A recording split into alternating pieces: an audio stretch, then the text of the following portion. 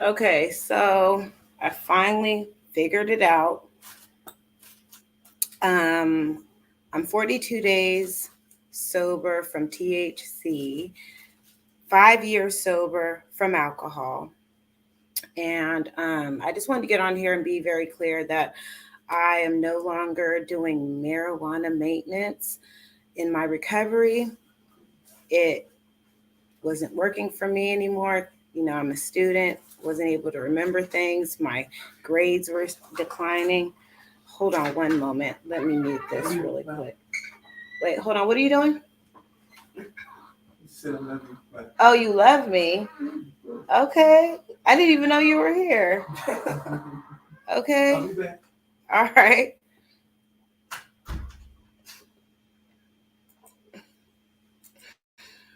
Okay. So this light is very whatever. It is what it is. I'm using this light right now. I look very red. Anyways, so Dragon, did you want to get up here? Can you hear me? Dragon, did you want to join? Did you want to join the live and talk about whatever the topic is going to be, which is I'm 42 days sober off of weed and it's not working for me anymore. And I also wanted to talk about PAW and sobriety. And PAW is post acute withdrawal, and that could be with any chemical substance, even weed. So I'm just gonna hold on. Let me just get my book out really quick to talk about recovery and post acute withdrawal and the symptoms of that. Did you want to get up here, Dragon? You asked me to drop the link, and I did. It's up to you, no pressure. Salute to you. Did you want to get on here? No? Yes? No? You don't know? Okay. Let me get into it really quick.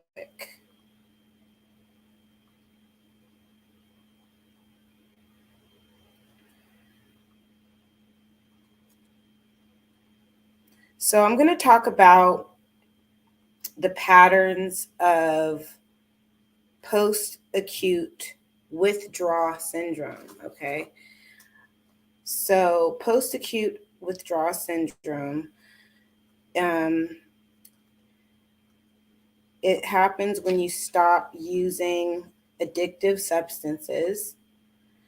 And the first question is, how do you know that you have PAW, post acute withdrawal symptoms? Oh, yay. Okay. Let me see. I know I'm looking kind of. You have to show me if it's you. Is it really you? Yay, you're not going to bomb me? Okay. I'm not. Ain't nobody here but me and you, yo. You know it's showtime though. How you doing Okay. today, baby? I'm doing good. Thank you for joining me. Can you Of hear me well? course.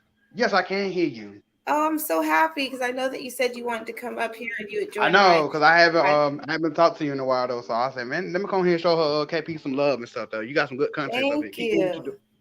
Absolutely, Thank you. absolutely. You know, somebody hacked my Instagram, and Oh, not only did they hack it, they followed a whole bunch of people, they unfollowed people. If you find yourself not followed, please follow me back because I had to do a lot of right, changes and I was restricted to even do right, things on my own Instagram. right. So you know that's what happened with me. So how? So you How said they you're hack? doing good. Yeah, how they hack your Instagram? That's the question. I don't know. I don't know. I think that That's I crazy. should constantly make sure that I like not like change my password. I shouldn't save my password on devices because I think that Right, is a gateway. That's a really good gateway for people to hack into your accounts when you save your passwords on various devices. So that could have been it. right, When I looked into it, someone even changed my email. So every time I was trying to change my password, it wasn't even sending me an update on my email. It was they changed my password, they changed my email, they changed my birth date. I'm born in Oh 1980. It said that wow. I was born in 1970. Right. So, but yeah, Oh I just want to wow. share that I stopped smoking THC. I used to smoke for many years. When I got sober, Oh, I, okay. I continued to smoke, and then at my second year of sobriety, I stopped for like 30 days. But I always felt like I was having anxiety and that I needed to use it. Well, let me tell And you something. go ahead. Let me tell you something. Like smoking is bad for you. I mean, and I know say drink is bad for you too, but I only drink wine here and there though, so I don't drink as much though. So I'm not an alcoholic at all. So I Mhm. got some relatives that smokes here and there though, so you know how they go. Runs in the family, so it's Mhm. crazy. But I'm glad you stop smoking, and you know what I'm saying, I'm proud of you. You keep doing on your Thank platform. you. I just love you, support you over here. Thank you. So you don't smoke weed at all? No, never. Not day in my life. Never. Never. Wow. Never. Yeah, because it's now it's such like a social and a drug, and people, Yeah. it's legal in many states. So, Yeah. True. you know, True. I never really. People gonna be looking like this though. People gonna make you do something that you don't want to do. You want to smoke, or they force Mhm. you to smoke. So it's a two different things. But me, I ain't never did none of that day in my life. Never. Yeah, nowadays they act. All I had some grandparents and like relatives be like smoking Mhm. weed and smoking cigarettes, sell drugs Mhm. here and there, stuff like that. Mhm. You know, I ain't never did none of Right. that. Never. Never. Okay. Wow, that's good. Salute to Yeah. you. Yeah. Yeah. So, one of my subscribers, I believe it was Nina's Journey, because I posted a little short that said that that I'm 42 days clean from marijuana, Right. and she was like, "What, you smoke?" She was like, "Wait, you smoke?" Because some people think that if you're smoking weed, that you're not clean and sober. But at the time, weed wasn't my problem. Alcohol. I'm an Right. alcoholic, so alcohol was Right. my problem. But What the slowly. Go ahead. I'm gonna ask you a question. What kind of alcohol you been drinking though? That kept you calling the stuff that you Um, was going through. I mean, what did I not drink? I mean, do you got time? Seriously, it's like I don't know. Is it solo? no, Is no, it no. like gin or it gotta be vodka? It gotta be Hennessy here and there. Okay, so But you know let that's me let me. I'll answer that question. So, okay. first of all, I just want to make it very clear that alcoholism is a progressive disease, which means it True. slowly gets you. It slowly gets True. worse True. True. I agree. as right. So, when I first was introduced to alcohol, I started off with just drinking a little bit of wine here and there, but the key Right. is I started underage drinking. So I started drinking when I was Ooh. very young. Yeah. So I started Ooh. underage Okay. drinking. And so that was the start of it. And then after the underage drinking, and I turned into an adult in my 20s, Right. um, Right. I just did a little bit of everything, would have shots here and there. But it wasn't Right. until I started to, I'm going to say, be a daily drinker, and then I would take breaks. Right. I want to say that over the past 20 years or more, I relapsed many times, meaning I would Right. take breaks. And some people get the misconception that alcoholics have to be daily drinkers, or they have to drink a certain brand or hard Right. alcohol, or they have to Right. drink Right. Right. beer. It's not about that. It's about abusing it. It's about abusing That's it, true. and then it slowly starts It to, because depends. It depends. I'm gonna say like some people though. It depends on how much did you must to drink or whatever. Like me, I just drink wine here and there, and I have a couple shots here and there, but I don't never drink like that. Like most of these people do, because once they get drinking, they cannot handle their alcohol. So once they do well, what they do, and want yeah. abusing So women and doing all this weird stuff, it's kind of weird stuff. You So know what there's I'm saying? many levels of problem drinkers. There could be people Right. that drink a lot, but Yeah. they're not necessarily an alcoholic. There Right. could be people that, like, they can't really hold their liquor, but that doesn't mean Yeah. that they're an alcoholic. They could just be problem drinkers. True. But it's not until people want to know, what is alcoholism? It's not until it starts affecting your mind, and it's a That's true. compulsion. It's a compulsion. It's like It you can't depends stop. how it depends how you control your action when it comes to alcohol like that. Depending on drinks like that, like every day. like 24 hours a day, like 7 days a week, stuff like that. So I definitely agree with you. Well, it's defined in AA that alcoholism pretty much is when it starts to make your life unmanageable, to make it That's simple. true. So That's when true. your life is being unmanageable, it doesn't matter if you drank 1 day, 2 days, doesn't matter if you drink every day. There's some people that might drink every day and their life is True. not unmanageable. You know, That's true. there's people in Italy that drink wine every day with dinner, breakfast, and you know what I'm saying? Yeah, I feel And you. their life Yeah. is not unmanageable. So it's not until your life is unmanageable is that's when it starts. You have to ask yourself, am I an Right. alcoholic? You know, and so that's what happened to me. My life started to become unmanageable. My relationships started to become unmanageable, and yeah, and then just the pattern started. You know, there's a like, you know, drinking alone, hiding, lying about how much I drank, or lying about if I drank at all. And then it comes to the point to where your body needs it because you feel sick and your body's dependent on it. And that's when you're really in big See, trouble. I see me personally. I just drink like if I'm going through something, or I probably not having like kind of depression. Sometimes when I have my ups and downs, that's the only time I drink. But other than that, I don't be drinking like that. I Yeah, drink wine like everybody's here and there different. though. Like Mhm. right at the end of the day, though, but I'm never like just drinking alcoholic just because they trying to do this and do that. Now I'm always like low key. I don't be doing no extra stuff like that. Like half of these people do. Like, no, I'm not nothing like that at all. Yeah, everybody has a different level of drinking, you know. That's true. So True. that's, I definitely yeah, agree. so I yeah. definitely agree. And then there's a lot of people also that think that just because of the way that they drink, that they're going to be labeled an alcoholic, and that's a stigma that's unfortunate in our society, that people put this stigma on, you know, just because you drink here and there.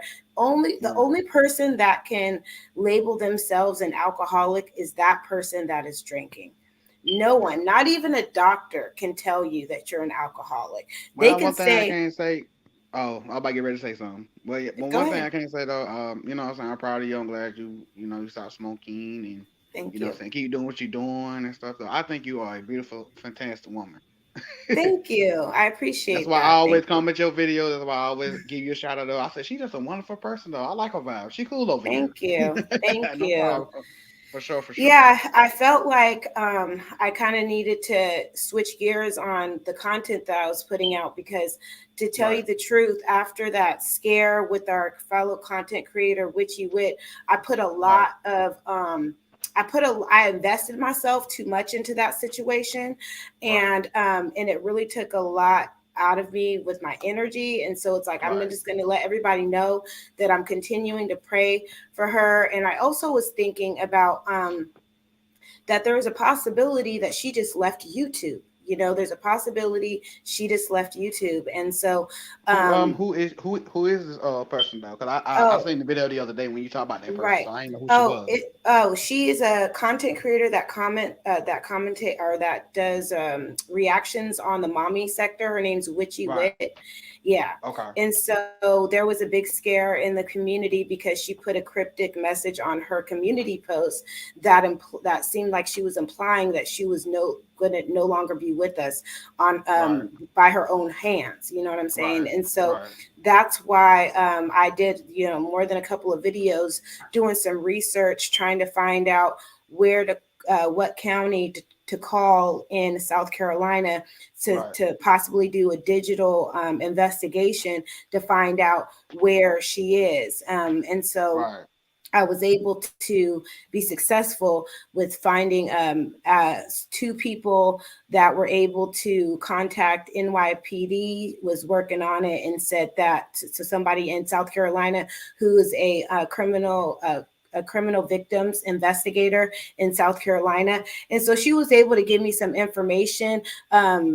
You know, but that's as far as I got. And I Right. realized that I was, even my eldest son told me that I was projecting a lot. And the reason why he said that is because that day was the anniversary of the day that I lost my friend Allie Right. in 2020. And so I Right. was I was like projecting. I was my trauma of losing her. I was putting all my energy into that. And I really need to just deal with my grief.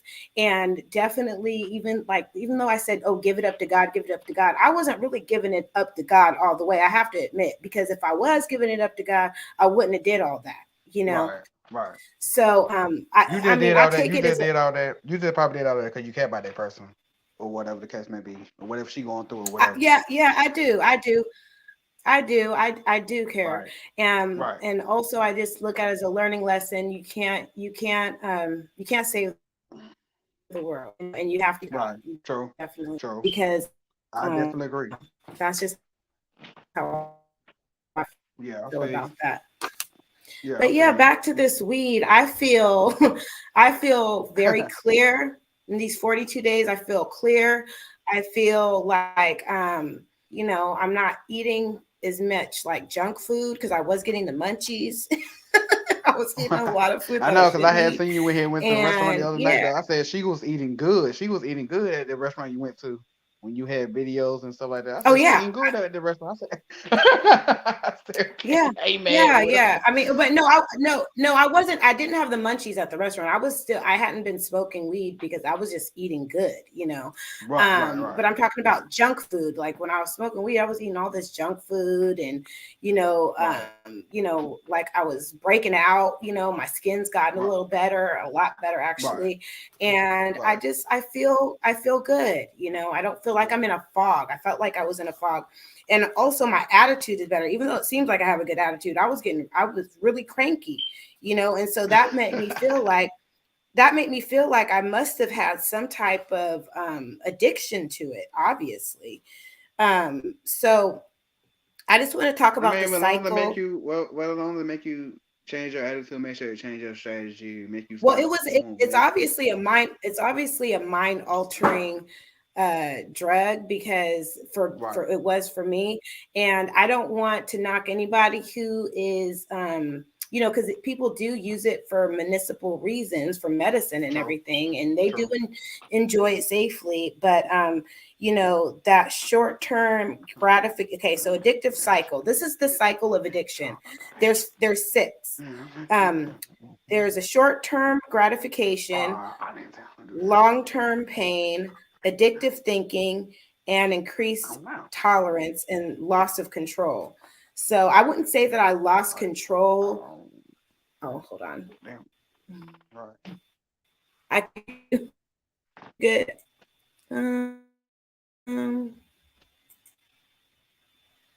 Oh, okay. are you still with me?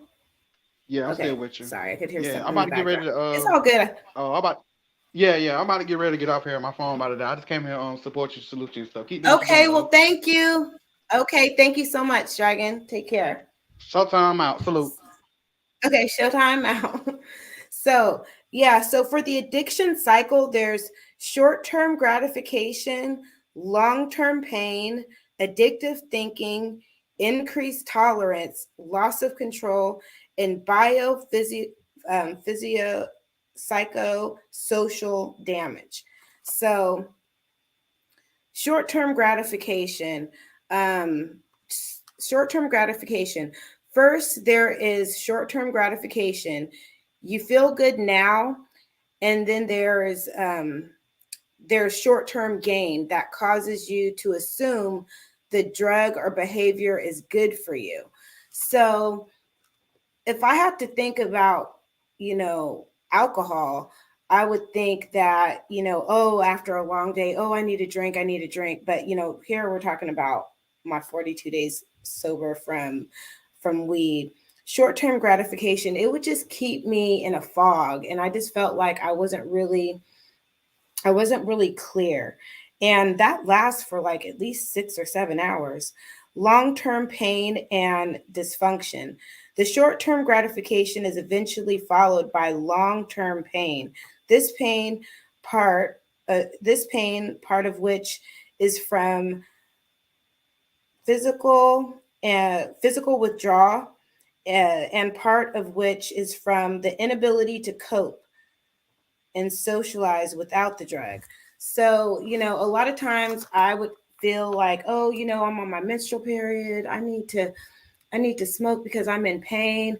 But really, I could, make sure that I'm hydrated. I could take ibuprofen, aspirin, Tylenol, all of those things that are not mind altering drugs to help me with whatever I think was going to whatever I thought was going to give me pain with my body. Increased tolerance without addictive thinking. The long term pain and dysfunction trigger addictive thinking. Addictive thinking begins with obsession, compulsion. Obsession is a continuous thinking about the positive effects of using alcohol and drugs. Compulsion is an irrational urge or craving to use the drug to get positive effect, even though you know it will hurt you in the long run. This leads to denial. Okay, I really like this. And I'm going to have to talk about alcoholism with this too, because like I was just sharing with Dragon earlier, that alcoholism, it is a progressive disease that, and people want to know what happens. Like, I don't drink every day, but it's when your mind starts having that addictive thinking, when you start having this obsession, the obsession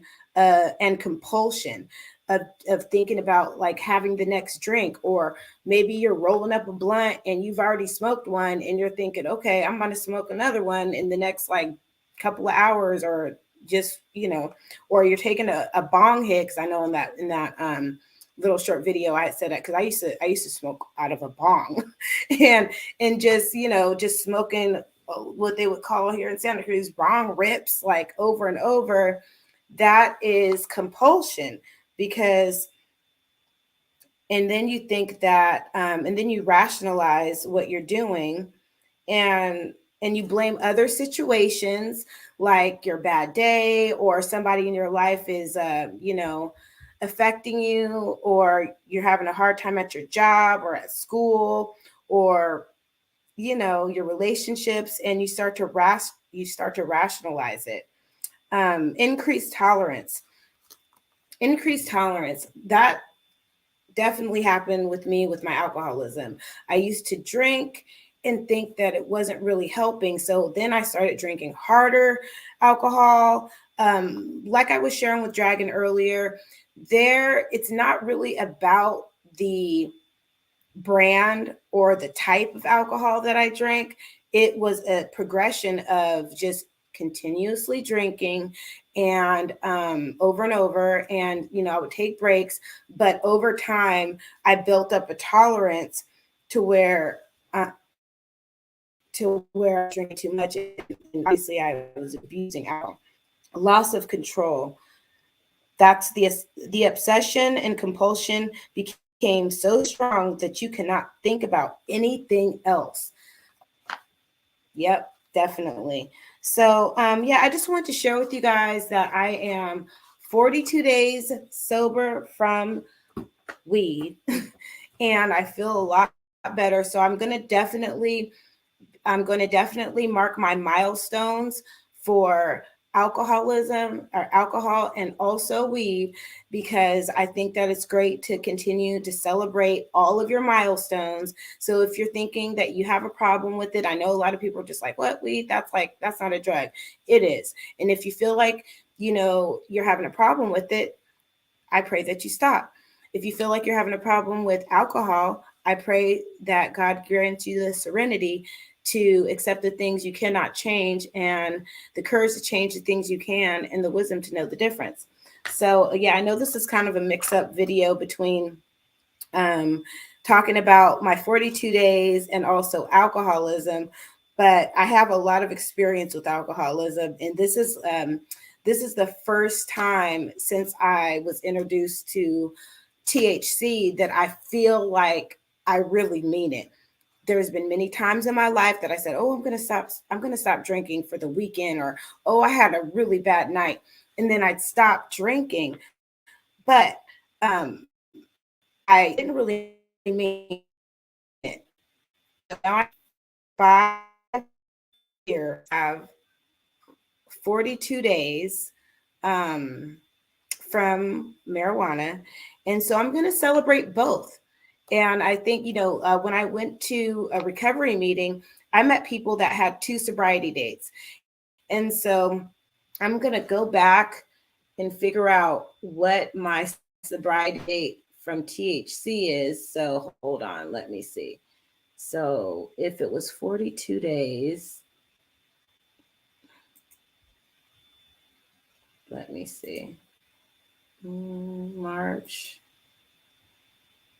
I'll be right. I'm gonna figure it out because I want to make sure.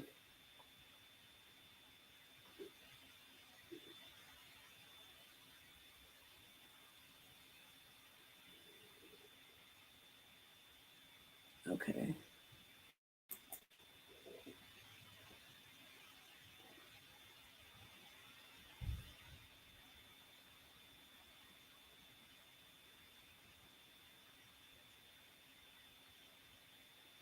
Hold on.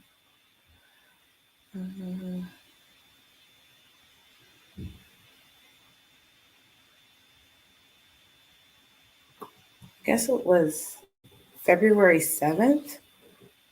I'll figure it out. So yeah, I'm going to celebrate both days. So post-acute withdrawal, a group of symptoms post, after,